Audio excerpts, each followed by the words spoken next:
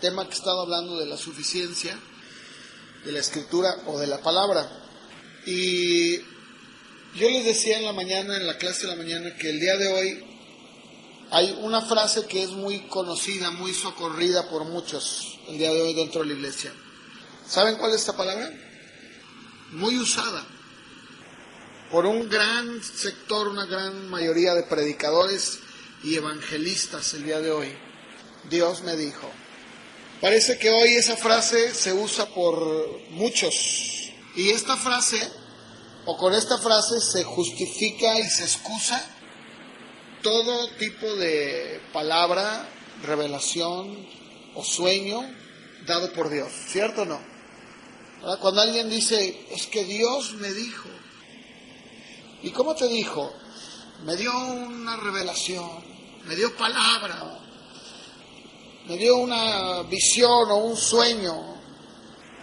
Bueno, entonces aquí se desprende la siguiente pregunta. Si en verdad Dios te dijo, ¿por qué no se cumplen las cosas? ¿Por qué lo que te dijo Dios no llega a un cumplimiento? ¿Será que en verdad Dios te dijo? Bueno, vamos a ver qué dice la Biblia. En Primera de Samuel, capítulo 15, fíjense lo que dice, está hablando Samuel, le está hablando nada menos que al rey Saúl, y le dice, mira Samuel, pues Dios ha quitado el reino de tu mano y se lo ha dado a alguien mejor que tú. Y en el verso 29 le dice, además, o sea, aparte de todo lo que estoy diciendo, el que es la gloria de Israel no mentirá, ni se arrepentirá, porque no es hombre para que se arrepienta. En otra escritura dice, ni hijo de hombre, ¿verdad? Dice, no es hombre para mentir, ni hijo de hombre para que se arrepienta. Ahora, ¿qué le estaba diciendo aquí Samuel? Algo muy, muy elemental, muy importante, muy básico. ¿Qué es? Que Dios no miente. Entonces, la pregunta que yo hago es esta. Si Dios no miente, ¿por qué entonces se dice que Dios les dice y no se cumple? Miren, vamos a ver un ejemplo en Éxodo capítulo 9, empezando desde el verso 1. Esta es una de las muchas escrituras, porque hay varias, donde dice que Dios le dice a Moisés, entra a la presencia de Faraón, fíjense, dice, entonces Jehová le dijo a Moisés, ¿sí estamos de acuerdo? Dice así. O sea, Dios le dice a Moisés, entra a la presencia de Faraón y dile, Jehová, el Dios de los hebreos, dice así, deja ir a mi pueblo para que me sirva.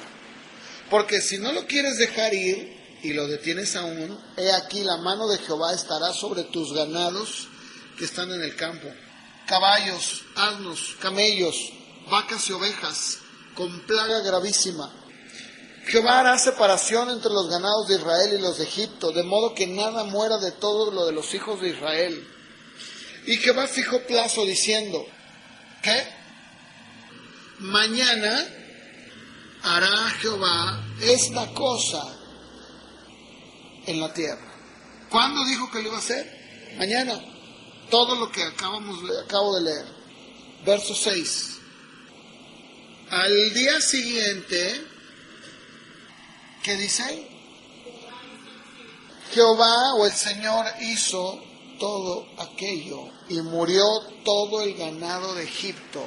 Más del ganado de los hijos de Israel no murió uno. Dios le dijo a Moisés que fuera y le dijera a Faraón, ¿sí, verdad?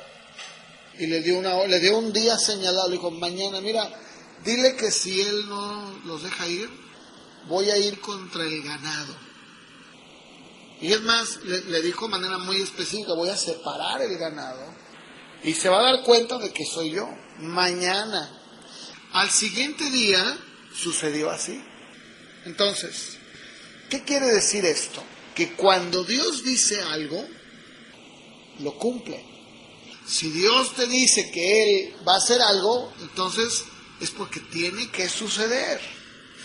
Pero a ver, yo les voy a invitar a que hagamos un análisis sobre lo que la Biblia tiene que decir para todos aquellos, escúchenme, aquellos que dicen que Dios les dijo y no pasa nada. En Deuteronomio capítulo 18, del verso 20 al verso 22. Entonces, quiere decir que cuando alguien se levanta y diga que Dios le dijo algo, dice claramente, no, mira, si alguien se levanta y dice que Dios le dijo, pero no acontece, no sucede, no pasa nada, entonces, ¿qué tengo que razonar yo y llegar a qué juicio? ¿Qué tengo que pensar de eso entonces? Pues que habló de sí mismo, o sea, es una persona que simplemente, ¿verdad? Tal vez se emocionó, tal vez quiere 5 minutos de fama, tal vez quiere que todos los aparadores se vayan sobre de él. Bueno, yo no sé qué es lo que quiere, pero una cosa sí sé, que Dios no habló. Dice, no tengas temor de él, o sea, esta persona habló de sí misma. Pero no solamente la Biblia habla de esto, también en el libro de Ezequiel, capítulo 13, hay una grave acusación y sentencia para todos aquellos que dicen que Dios les da palabra. Hay una grave sentencia en el libro de Ezequiel, en el capítulo 13, verso 9.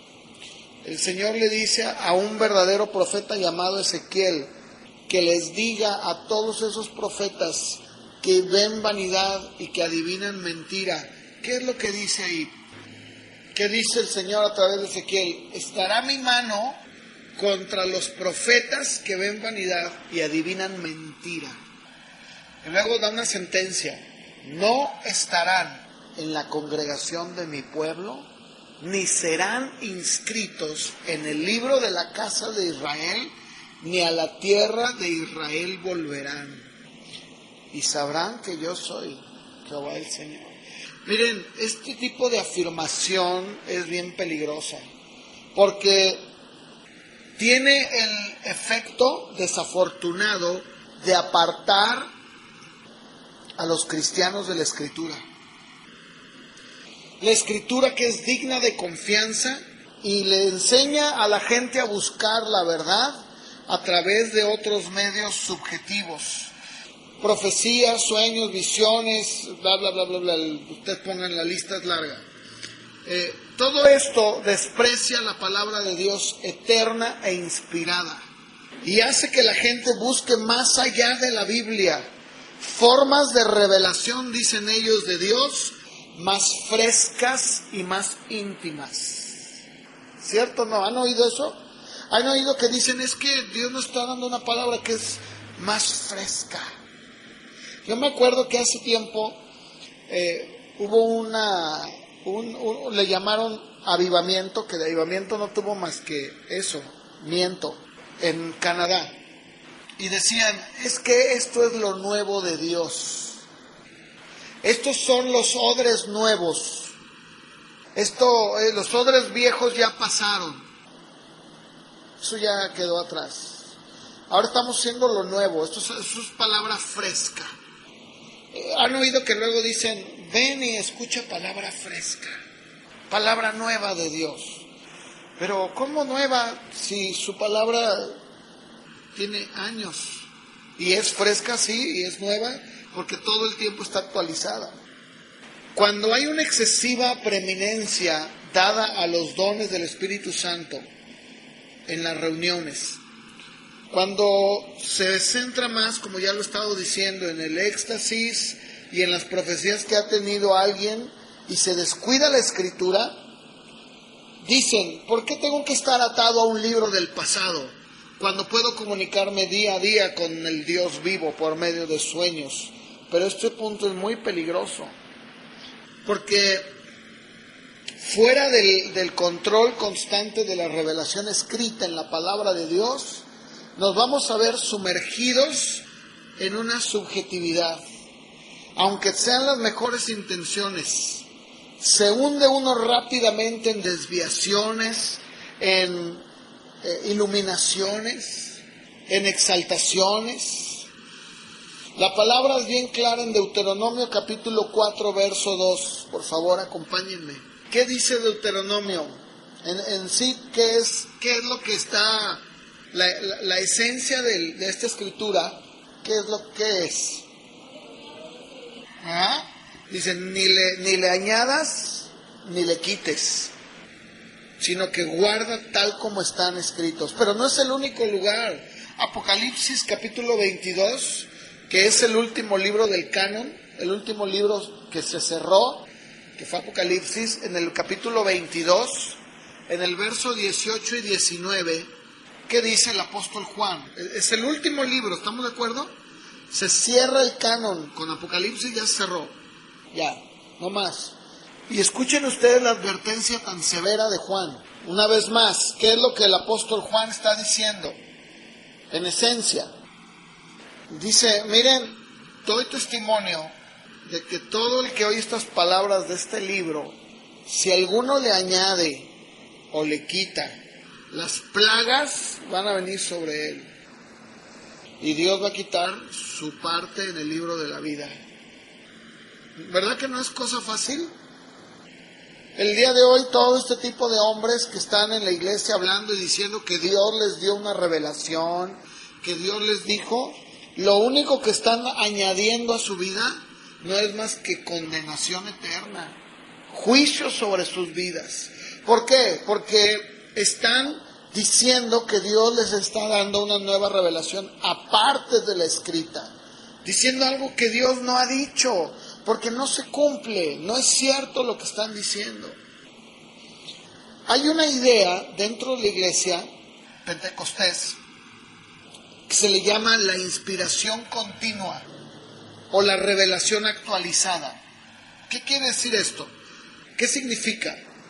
Esto quiere decir que Dios sigue hablando y dando dirección equiparada a la misma palabra de Dios.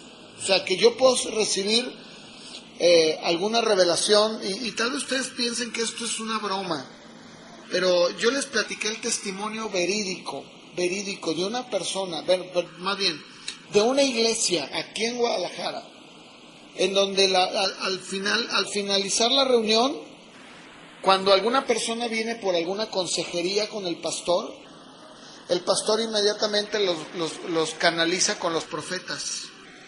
Y le dice, mira, a mí no me digas, mira, allá están los profetas. Pregúntale al profeta que él te dé palabra. Yo les platiqué hace tiempo el testimonio de una familia que estuvo en esta iglesia y que le preguntaron al pastor, fíjese que el negocio nos está yendo muy mal y pues nos llegó una notificación de Hacienda, o sea, de los impuestos, de la oficina de impuestos, donde dice que tenemos que pagar impuestos, si no nos van a embargar, nos van a quitar el negocio. Entonces le dijo, no, mira, ve con el profeta, que el profeta sea el que te diga qué vas a hacer. Entonces va con el profeta y el profeta le dice, no pagues nada, tú no pagues nada, ese dinero es tuyo y este sistema es del diablo, tú dale a Dios lo que es de Dios y tú quédate con los demás. Bueno, palabras más, palabras menos. Entonces resulta que viene Hacienda y no solamente ya no era lo que debía, sino que ahora le aplican una multa. Entonces resulta que ya estaba a punto de perder el negocio. Hasta que finalmente se salieron de ahí, ¿no? Y ahora, ¿cuántas iglesias el día de hoy van y le piden consejo a un profeta o a una persona que dice que Dios le habla y le dice, hermano, ore por mí, a ver qué le dice Dios? Y ahí está el hombre sacando un montón de tonterías, ¿verdad? No, y yo te digo que tú eres esto y tú eres el otro y tú eres aquello. Esto es exactamente de lo que estoy hablando. El pensar que Dios, de una manera equiparada, igual a su palabra, te puede hablar y te puede dar guianza. Eso es un error muy grande. Dicen, Dios sigue hablando el día de hoy. Claro que sí, yo también lo creo. Pero, escuchen, hay que tener mucho cuidado. Porque, a ver, yo les voy a hacer una pregunta. Si Dios sigue hablando y nos está dando nuevas revelaciones, nuevas profecías, ¿no creen que deberíamos de compilar todas esas revelaciones todas sus profecías y estudiarlas más diligentemente, puesto que ellas expresan de una manera más actualizada nuestro tiempo y cultura, ¿no es cierto? Entonces tendríamos un libro, yo creo que de este tamaño, ¿no? De 3 metros, 4 metros, tal más, yo creo, de todas las revelaciones que hay ahorita, todo lo que están diciendo por ahí, y que lo están comparando con la Escritura. Eso es un error terrible. En Mateo 24:35, el Señor Jesucristo dijo unas palabras: el cielo y la tierra pasarán, pero mis palabras no pasarán. El apóstol Pedro dijo que toda carne es como hierba, y la gloria del hombre como la flor de la hierba. La hierba se seca y la flor se cae.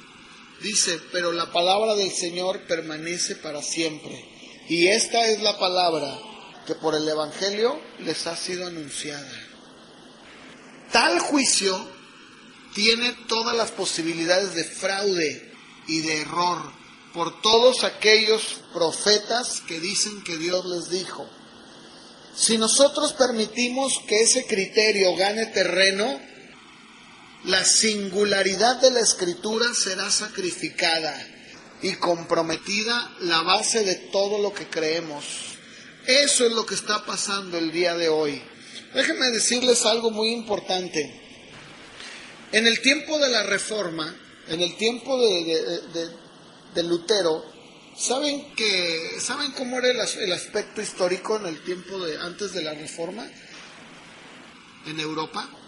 Pues en el tiempo antes de la Reforma, la gente iba a la iglesia, pero no tenían ellos Biblia. Toda la misa la daban en latín, aún en Europa, ¿no? Entonces imagínate, ¿quién entendía eso? Toda la revelación de la palabra que está escrita la tenían solamente unos cuantos. Entonces, déjame decirte, cuando Martín Lutero comienza la Reforma, así como él, hubo otros también que establecieron o dejaron bases para lo que sería la Reforma. A esto se le llamó las 5 solas. ¿Por qué se les llamó las 5 solas? Porque eran 5 bases sobre las que estaba puesto lo que ellos creían, y solas porque solamente en ellas se encontraba el fundamento de la fe. Se las voy a leer. La primera de ellas: sola escritura. ¿Qué significa qué? Que solamente la escritura es la única. Esto afirmaba la doctrina bíblica de que solo la Biblia era la única autoridad para todos los asuntos de fe y práctica. La Escritura, y solamente la Escritura, es la norma por la cual todas las enseñanzas y doctrinas de la Iglesia deben de ser medidas. Martín Lutero declaró de una manera elocuente, cuando a él se le encaró, cuando se le confrontó delante de sus acusadores. Él dijo, escuchen lo que dijo: convénzanme mediante testimonio de la Escritura y argumentos claros de la razón, porque no le creo ni al Papa ni a los concilios, ya que está demostrado que a menudo han errado, se contradicen a sí mismos. Por los textos de la Sagrada Escritura que yo he citado, estoy sometido a mi conciencia y ligado a la palabra de Dios. Por eso no puedo ni quiero retractarme de nada, porque hacer algo en contra de la conciencia no es seguro ni saludable. No puedo hacer otra cosa. Esta es mi postura. Que Dios me ayude. Amén, dijo Lutero. Esa es una de las bases de la Reforma protestante. Solamente la Escritura. Nunca dijo solo la Escritura y la revelación. Solo la Escritura y lo que digan los profetas. Ni existían, en la historia no existían esos profetas de hoy. Número 2, solo la gracia. que la salvación solamente se adquiría mediante la gracia de Dios, que solamente Dios era el único que podía rescatar de su ira venidera por su gracia, que solamente la gracia de Dios en Cristo era necesaria, que era la única causa eficiente de la salvación, que es la gracia, es el trabajo sobrenatural del Espíritu Santo que nos trae a Cristo al liberarnos de nuestra esclavitud del pecado y levantarnos de la muerte espiritual a la vida espiritual. Número 3, solo la fe o sola fide. La salvación solamente es por la fe. ¿Qué quiere decir? Que la justificación es por gracia a través de la sola fe en Jesucristo únicamente. Es por la fe en Jesucristo que su justicia nos es imputada como la única satisfacción posible a la perfecta justicia de Dios. 4. Solus Christus, que solamente en Cristo se encuentra y en Él, en su vida sin pecado y su expiación sustitutiva, son suficientes para nuestra justificación, para nuestra reconciliación con Dios el Padre. El Evangelio no ha sido predicado si la obra sustitutiva de Cristo no es declarada y la fe en Cristo y su obra no es solicitada. Número 5, soli Deo gloria, solo a Dios la gloria. Este es el número 5. ¿Esto qué decía? Que la salvación es de Dios, que ha sido realizada solamente por Dios para su gloria. Afirma que como cristianos debemos glorificarle siempre y vivir todas nuestras vidas ante la presencia de Dios, bajo la autoridad de Dios y para su gloria únicamente. ¿Qué tal? Pero el día de hoy, estas 5 solas se han olvidado. Estos 5 importantes fundamentos doctrinales fueron la razón para la Reforma Protestante. Ellos son o fueron el corazón donde la Iglesia Católica se equivocó en toda su doctrina. Y es por eso que la Reforma era necesaria, para que la Iglesia regresara en todo el mundo a la correcta doctrina y enseñanza bíblica. Estas 5 son tan importantes en la actualidad para hacer una evaluación, para que la enseñanza pueda estar nuevamente en la Iglesia como fueron en ese entonces. Dice 2 de Timoteo 3, 16 y 17, por favor acompáñenme. Toda la Escritura es inspirada por Dios y útil para enseñar, para redarguir, para corregir, para instruir en justicia, a fin de que el hombre de Dios sea perfecto, enteramente preparado para toda buena obra. Segunda de Pedro, capítulo 1, verso 21. Segunda de Pedro 1, 21 dice, porque nunca la profecía fue traída por voluntad humana, sino que los santos hombres de Dios hablaron siendo inspirados por el Espíritu Santo. El diccionario Webster, que es uno de los diccionarios, de los mejores diccionarios, define así inspiración: es la influencia sobrenatural del Espíritu de Dios ejercida sobre la mente del hombre. Influencia que capacitó a los profetas, apóstoles y escritores sagrados para exponer la verdad divina sin mezcla ni error. Por su parte, el diccionario Espasa Calpe dice así: intimación que Dios hace al escritor sagrado para que éste escriba acerca de una determinada materia, junto con una asistencia especial para que no yerre en su exposición. Es el poder que el Espíritu Divino ejerce en los autores de las Escrituras para guiarlos aún en el empleo de vocablos que deben de usar y preservarlos de todo error u omisión. Cuando Pablo escribe a Timoteo ahí hace un momento en 3:16, la palabra griega que se define como inspiración o inspirado es soplo recio, consciente de Dios en el hombre. capacitándolo para expresar la verdad. Por lo tanto, podemos decir que Dios quien está hablando por medio del hombre y por lo tanto no hay error. El día de hoy se malinterpreta. La inspiración no significa que la Biblia contiene la revelación de Dios. Más bien que cada palabra de la Escritura fue expirada por Dios. Dios, a través de la historia, dejó bien en claro cuando Él mandaba a sus emisarios. Miren, vamos a Éxodo 4:12, por favor. Vamos a ver algunos ejemplos de personas a las que Dios mandó como sus emisarios. Y escuchen cómo nunca jamás los envió y les dijo, ve y diles lo que se te ocurra. Diles a ver qué es lo que a ver qué te viene a la mente, ¿verdad? El primero de ellos fue Moisés. Escuchen lo que dice en Éxodo 4:12. Cuando Dios envía a Moisés, ¿qué le dice a Moisés? En Éxodo 4:12. Ve y diles lo que se te ocurra, ahí lo que tú creas, ¿verdad? Lo que te imagines. Dice, ve, yo estaré con tu boca, ¿no? Y te enseñaré lo que hayas de hablar. ¿Dónde está el error? ¿Dónde está la suposición? ¿Dónde está la intuición? ¿Dónde está el me imagino, el creo, yo? No, a ver, Moisés, ¿quién te mandó? Creo que me mandó Dios.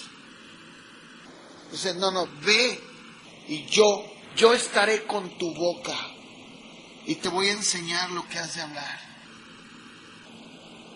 Jeremías capítulo 1, verso 7.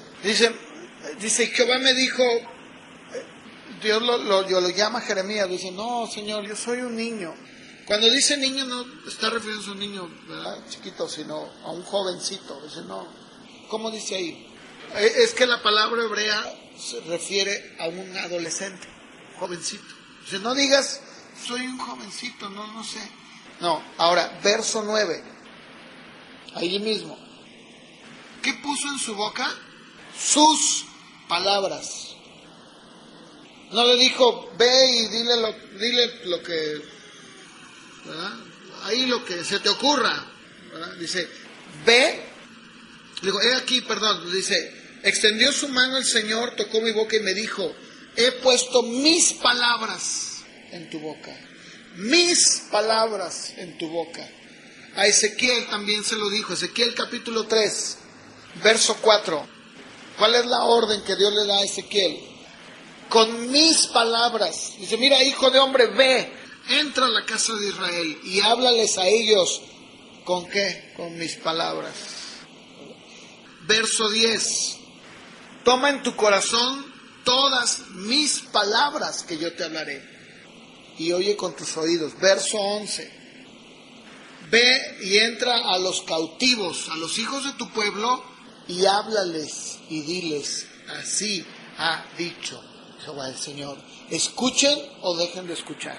El énfasis aquí es, cada uno de ellos, cada uno de estos hombres, y podríamos hablar de varios más, ¿no? Pero en específico estos tres, cada uno de ellos fue enviado con una misión, pero nunca se les dijo que hablaran lo que ellos creían. Nunca se les dijo que le dijeran al pueblo ahí lo que se les ocurriera. Cada uno de ellos, Dios les dijo, vas a hablar mis palabras, lo que yo te diga vas a hablar.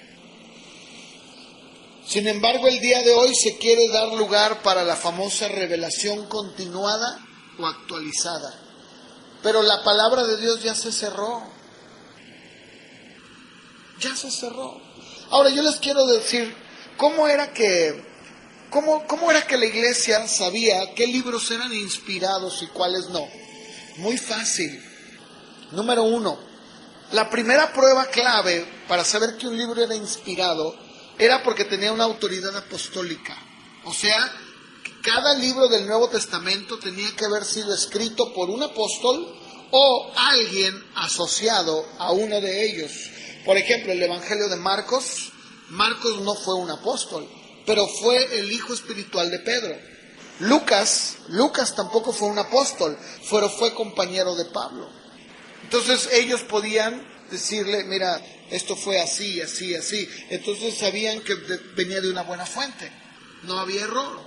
Número 2, la doctrina verbal, oral de los apóstoles. En Hechos capítulo 2, verso 42, nos dice cómo era que la iglesia recibía la enseñanza. ¿En qué perseveraba la iglesia en el tiempo de los apóstoles? En la doctrina de los apóstoles, en la comunión, en el partimiento del pan. ¿Cuál era esa doctrina? Todo lo que Dios, Cristo les había enseñado, se los decían de viva voz, de manera oral, ¿verdad? Tenías a Pedro, tenías a Juan, tenías a cada uno de ellos. Imagínate qué gran bendición, ¿verdad? De manera oral. Ahora, con el tiempo, se fue llevando ya a la escritura.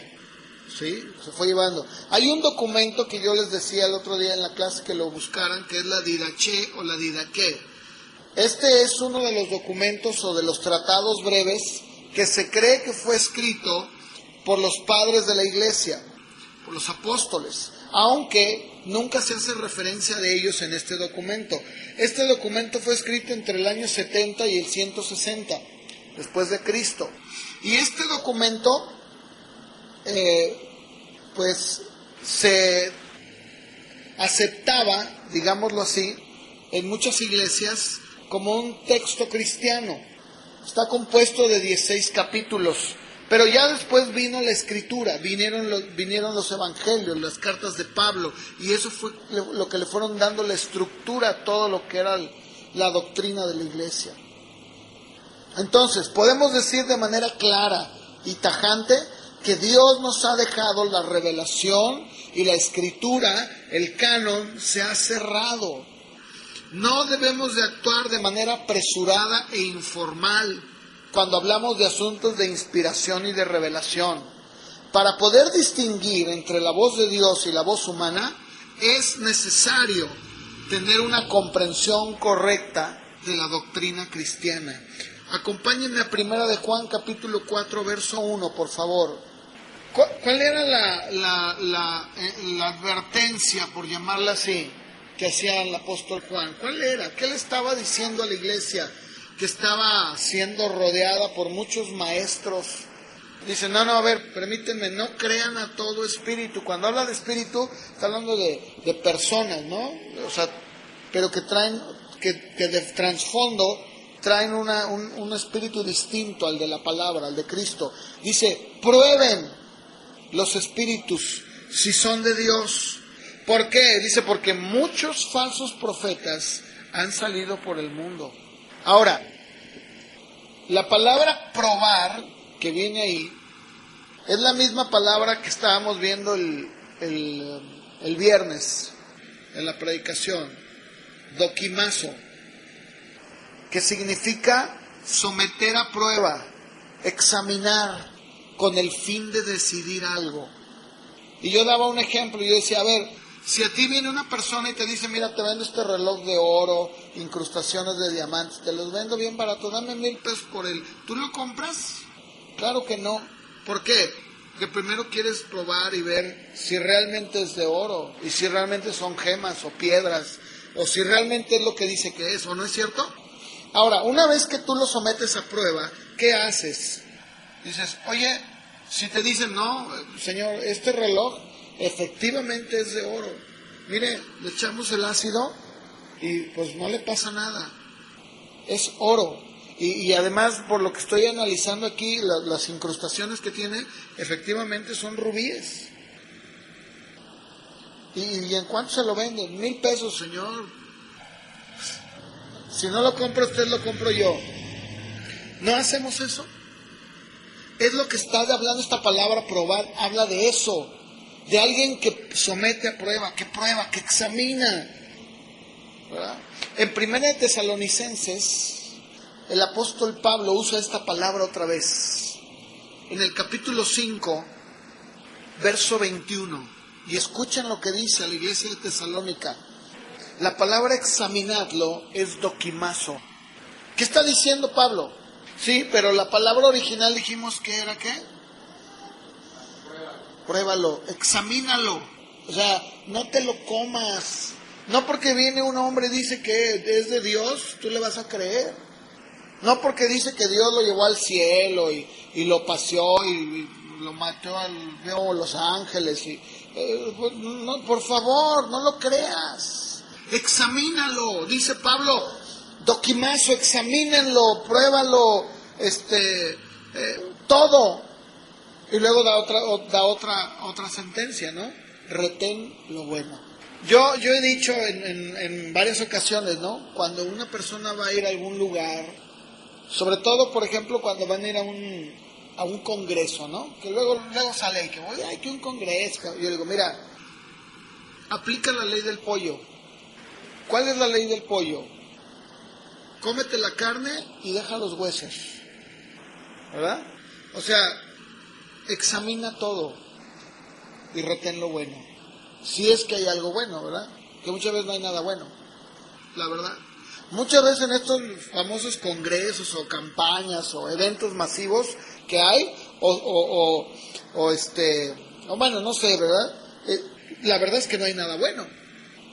Y sin embargo la Biblia es bien clara y nos dice, sí, pero debes de probar todo.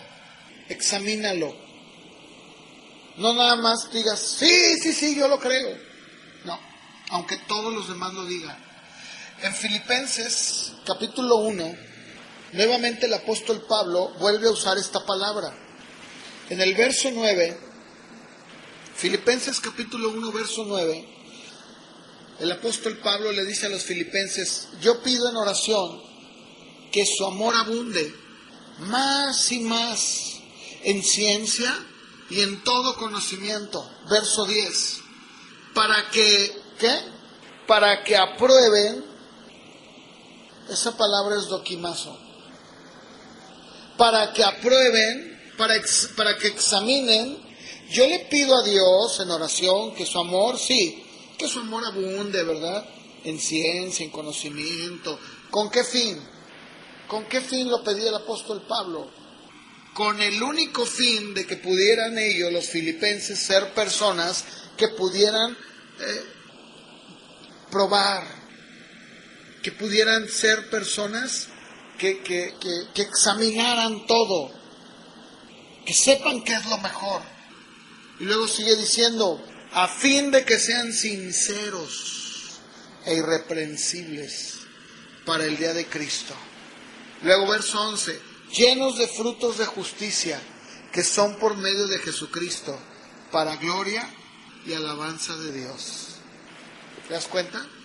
Ahora, yo te voy a hacer una pregunta. Si esto lo escribió el apóstol Pablo para una iglesia de Filipos, de Tesalónicas, ¿se aplica a nosotros, sí o no? Claro que sí. Si el apóstol Juan dijo, cuidado, prueben, examinen, no porque llegó uno ya se la creen, pruébenlo. Y la palabra doquimazo tiene una connotación, o más bien, esa palabra la usaban en el tiempo de Pablo cuando hablaba de los metales, como el ejemplo que daba. O sea, pruébalo, ponlo a prueba, verifica que efectivamente es lo que te están diciendo. Pero yo no sé por qué el día de hoy, siendo que la palabra es tan clara, hay tan poca prueba, tan poco falta de discernimiento dentro del cristiano. En general me refiero. Primera de Corintios capítulo 14, verso 29. Primera de Corintios 14, 29. La Biblia es bien clara. Cuando Pablo el apóstol dice que nosotros debemos de ser personas que juzguemos. Pablo dice, asimismo los profetas hablen 2 o 3 y los demás, ¿qué van a hacer? Juzguen. La palabra juzguen que usa Pablo es diacrino. Esa palabra habla de separar, de distinguir para poder decidir. A ver, yo les voy a poner un ejemplo de esta palabra para que más o menos se entienda. Las mujeres cuando compran el frijol, ¿a poco lo avientan así a la olla? ¿Qué hacen primero? ¿Lo limpian? ¿Lo separan? ¿De qué? De la basura, de las piedras. Ahora, si no hacen eso, ¿qué sucede? Alguien se puede romper una muela, ¿no? O un diente. Eso es diacrino, juzgar, separar. A ver, no, aquí mira, levanta Norma y empieza a decir, ay, hijitos míos, el Señor les dice que los amo con amor jarocho. No, dice aquí ya el hermano se desvió, pero toditita. ¿Qué es eso, verdad? ¿Sí?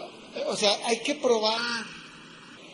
Ahora, puede ser que de repente alguien sienta una gran alegría, ¿no? Y le diga a otro, ay, no, yo siento decirte, ¿verdad? Pero entonces dile así, bueno, yo. Esto que te digo no es algo divino, ni yo siento, ¿verdad? No sé, siento ganas de decírtelo. O porque alguien dice algo, no todo lo vamos a creer. No debe ser así. Es muy importante que nosotros seamos personas que pueden distinguir. En 2 de Timoteo capítulo 2 verso 15, 2 de Timoteo 2:15, ¿qué le dice Pablo a Timoteo? ¿Cuál es el consejo que le da Pablo a Timoteo? Claro, en primer lugar le dice, primero, que seas un hombre íntegro, o sea, que nadie tenga nada que decir de ti, ¿verdad? Que no te avergüenzas de nada. Ching, ahí llegó llegó este cuate, no, espérame, me voy a esconder, ¿verdad? O llegó el vecino con el que me peleé la otra vez, pues, ¿qué es eso? Es lo primero. Y en segundo lugar, ¿qué le dice? Que sea un hombre que sabe trazar bien la palabra de verdad. ¿Sí se dan cuenta? Eso es el consejo que Pablo le da a Timoteo. Le dice, mira, Timoteo, tú procura con diligencia presentarte a Dios aprobado. O sea, alguien que no tiene nada de qué avergonzarse, ¿verdad? Nada. Y luego, número 2, que usa bien la palabra de verdad. Esa palabra que dice ahí y que enseña, ¿verdad? Con claridad, que enseña bien el mensaje de la verdad. Miren, acompáñenme al libro de Esdras. Esdras capítulo 7, verso 6. Yo quiero que vayamos leyendo algunos versículos de Esdras. Para aquellos ¿cuántos han leído Esdras? A ver, levanten la mano. Porque por eso llega cualquier hijo de vecino y les dice que es Jesucristo encarnado y lo creen, ¿verdad? Cualquiera llega y dice que es Juan Bautista y todo el mundo está ahí diciéndole. Porque es una verdad. Miren, el día de hoy el cristiano no debe ser ignorante en la palabra de Dios. No debe serlo. Es más, eso fue el problema de la Reforma. La Reforma vino a darle un giro a Europa, porque la gente vivía de ignorancia. O sea, la gente no sabía ni leer ni escribir, y obviamente eso era favorable para la Iglesia Católica. ¿Por qué? Pues le decían, pues es que Dios dice, bueno, pues el señor cura dice que así dice. Y Lutero dijo, no, permítanme. Lutero fue el primero que le dio al pueblo alemán, en su idioma, la Biblia. Dijo, ahí está. Fue el primer libro impreso por Gutenberg. El primer libro que se imprimió en la historia fue la Biblia. Y créeme que eso vino a darle un giro completo. Porque la gente empezaba por sí misma, no por lo que decía el señor cura, a ver las verdades del Evangelio. Decían, no, señor cura, tome chango su banana. Usted no está mintiendo. No, ¿cómo? Ahí dice. ¿No es cierto? Y hoy en día, por eso yo leí hace un momento, estamos volviendo al tiempo del oscurantismo, a la Edad Media, ya que está todo sombrío. ¿Por qué? Porque hay una ignorancia, porque no se lee, porque no leemos la Biblia, no conocemos. Miren, Esdras fue uno de los reformadores del pueblo judío. Esdras, bueno, que vamos a leerlo para no estar hablando. Verso 6, díganme, ¿qué dice ahí de Esdras? ¿Qué características tenía? Dice que Esdras, este hombre Esdras, estaba en Babilonia, junto con todos los cautivos. Pero dice ahí claramente, este era un hombre escriba diligente en la ley de Moisés, que Jehová Dios de Israel había dado. ¿Sí o no? Y luego dice en ese mismo verso que el rey le concedió todo lo que pidió. ¿Por qué? Porque Dios estaba con él. El punto aquí, el que yo quiero centrar es que Esdras era un hombre, escriba, diligente. ¿Qué es alguien diligente? Alguien que tiene prontitud, alguien que tiene presteza, alguien que es rápido, ágil, o sea, alguien que está ahí, ¿verdad? Pronto.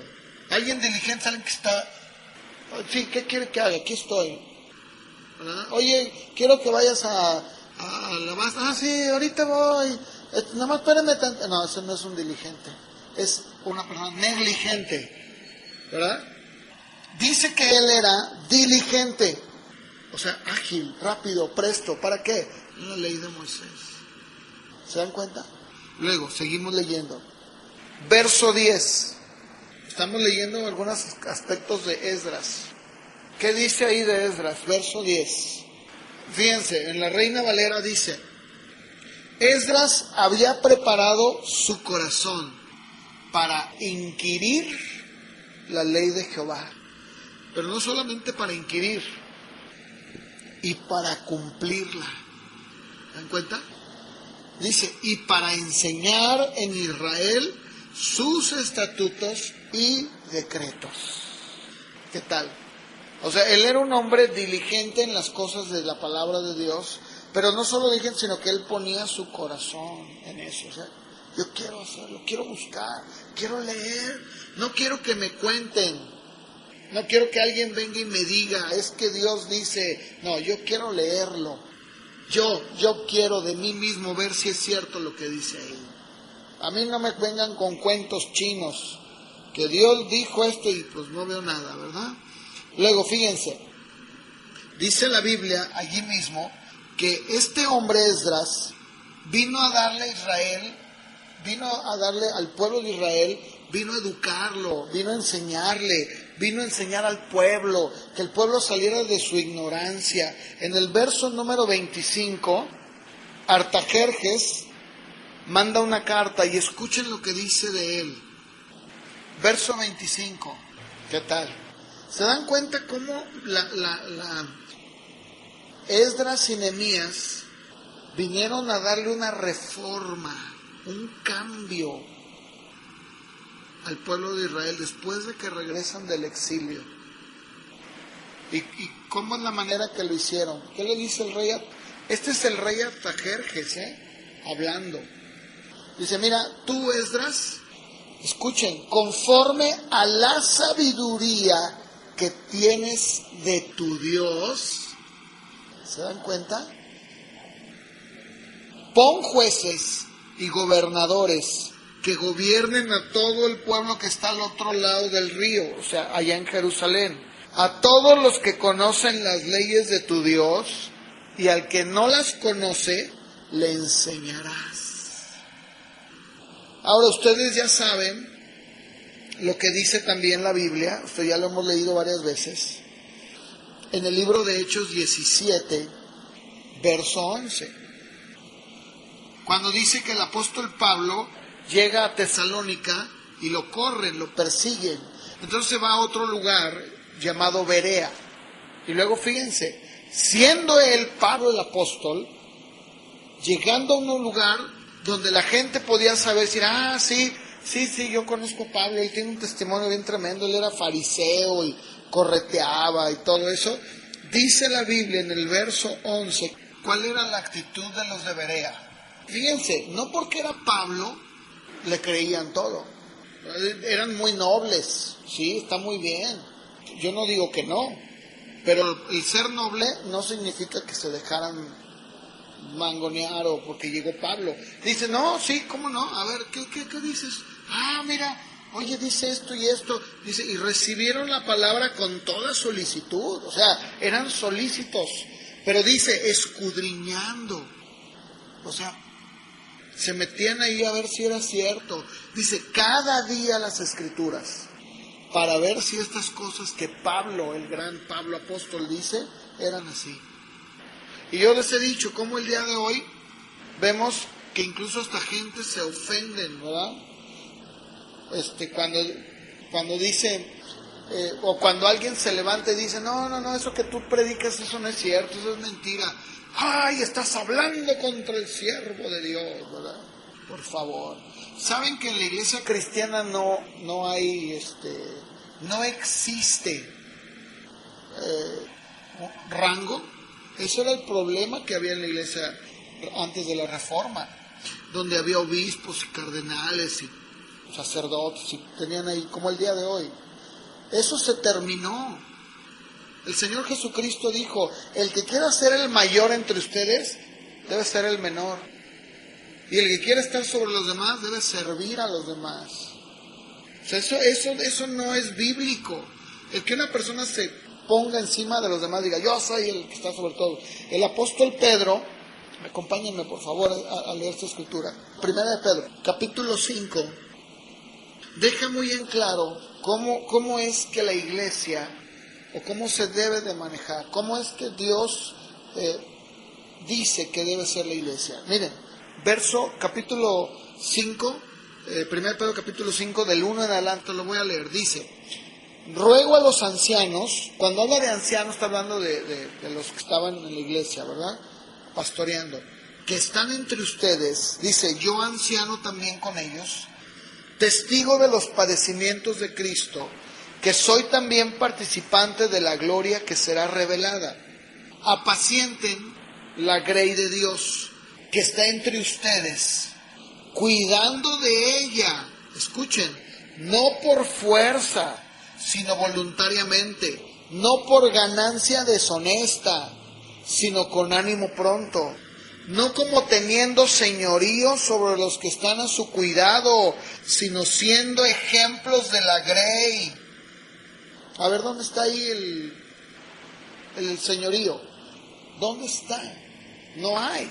Y luego sigue diciendo, y cuando aparezca el príncipe de los pastores, ustedes recibirán la corona incorruptible de gloria. Y luego sigue diciendo, igualmente, jóvenes, estén sujetos a los ancianos.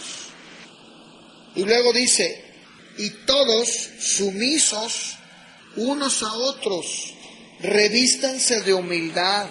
¿Por qué? Porque Dios resiste a los soberbios y da gracia a los humildes. Esto fue escrito a las iglesias que estaban esparcidas.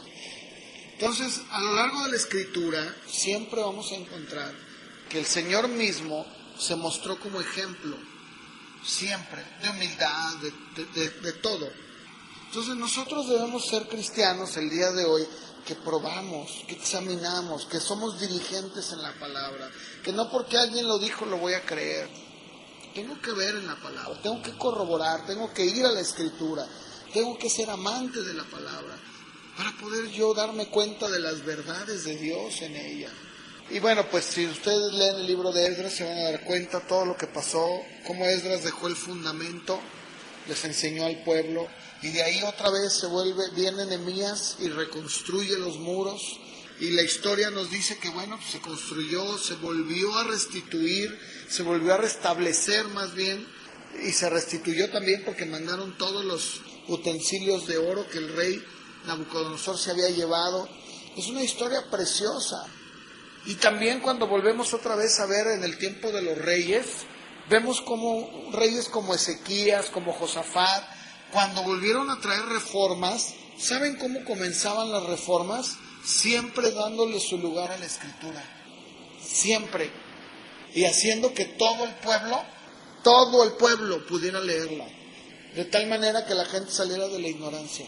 Así que el día de hoy nosotros también debemos de ser personas que amemos la palabra, que la escudriñemos por nosotros mismos, que seamos diligentes, que pongamos nuestro corazón como Esdras y que seamos muy cuidadosos de probar, de examinar qué es lo que está diciendo. ¿Lo que está diciendo es bíblico?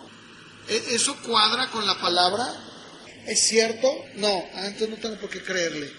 Oye, pero está rechazando a fulanito que tiene un ministerio muy grande y una iglesia muy grande. A mí no me importa, no me interesa que haya levantado orfanatorios y Bueno, no me importa su currículum, ¿verdad? No me interesa.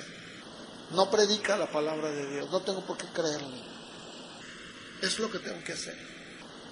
Pónganse de pie, vamos a terminar con una oración. Señor, te damos gracias. Y yo sé, Padre, que tal vez mucho de lo que escuchamos, o mucho de lo que se dice el día de hoy, o lo que yo he compartido, pues es más de la historia. Pero también es importante, Señor, saber qué es lo que pasó. Poder atender y ver cómo tú a través de las épocas has cambiado naciones enteras. Y no lo has hecho con falsos avivamientos, ni con oraciones mágicas. Siempre que ha habido una reforma o un cambio en una persona, en una ciudad, en una familia, siempre ha sido a través de la palabra. Porque empieza a haber un hambre, empieza a haber un deseo, empieza a haber como Esdras, el empezar a indagar, escudriñar qué es lo que dice la Biblia. Cuando la iglesia empieza a volver otra vez a la palabra, cuando empieza tu iglesia otra vez a buscar en la palabra las verdades eternas que siempre han estado allí, cuando nos hacemos amantes de la palabra, cuando la llevamos a la práctica, entonces empieza a haber un cambio genuino, porque tu palabra dice que nunca volverá vacía. Dice tu palabra que es como la roca, que es como el fuego, que es como una espada de dos filos que penetra el alma, el espíritu, hasta los tuétanos, y puede discernir cuáles son los pensamientos del hombre. Tu palabra es eterna. Señor, no necesitamos recurrir a ninguna profecía o a ningún sueño, revelación o palabra que alguien dice que le diste. Tenemos la palabra profética más segura, la que cambia, la que transforma las vidas, Señor. Esa es la palabra que tenemos que atender, a la que tenemos que leer, a la que tenemos que, Señor, ser diligentes en buscarla, en atenderla. No hay otra. Porque cuando la gente nos pregunte acerca de nuestra fe, podamos entonces decirle con todo el conocimiento de causa qué es lo que tú dices en tu palabra. Ese es el poder de Dios. La palabra dicha de manera correcta y predicada de manera correcta, cambiando las vidas, las mentes, las almas, el corazón del hombre, volviéndolo hacia ti. Ese es el poder del Evangelio. Y no, Señor, el grito y tantas cosas que el día de hoy se ven en la iglesia. Ayúdanos, Señor, a volver otra vez a la palabra, a regresar a la palabra, que sea nuestro fundamento eterno en nuestra vida, Padre. Ayúdanos a ser cristianos que prueban, que examinan, que no se dejan guiar solo porque alguien dice. Ayúdanos, Señor, a defender tu palabra también. Te lo pedimos, Padre, en el nombre de Jesús. Amén.